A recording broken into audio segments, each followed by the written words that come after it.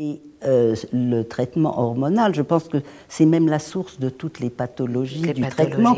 C'est de continuer de forcer le corps à être rythmé sur un cycle, alors que c'est plus son temps. Hein? C'est le déni du temps. Ça veut dire que la médecine renforce le déni du temps. Ça parle de notre société.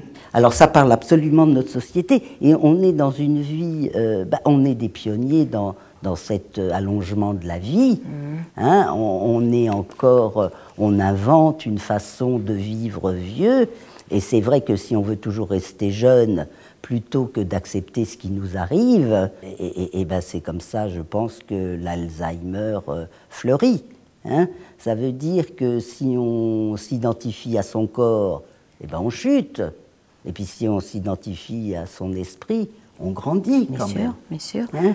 Donc là, on est dans une dynamique où là, l'Occident n'est pas très sage. Hein?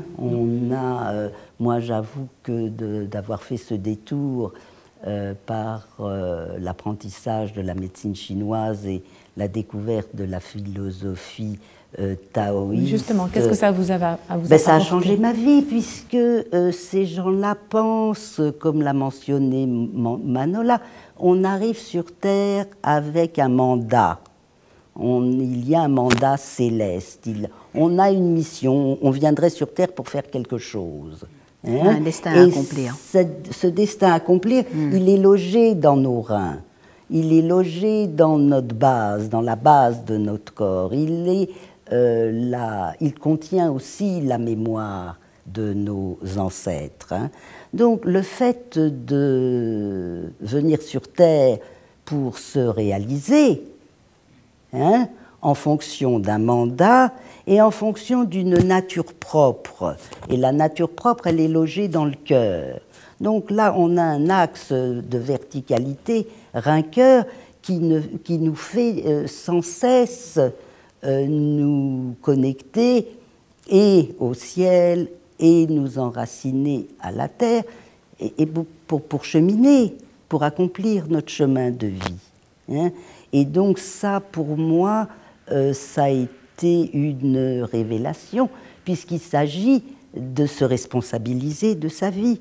Il s'agit de se prendre en charge. Et nous, en tant que médecins, c'est pour moi le plus important, hein, de demander aux personnes qui viennent me consulter de savoir un peu qui ils sont, hein, de ne pas être complètement perdus. Hein.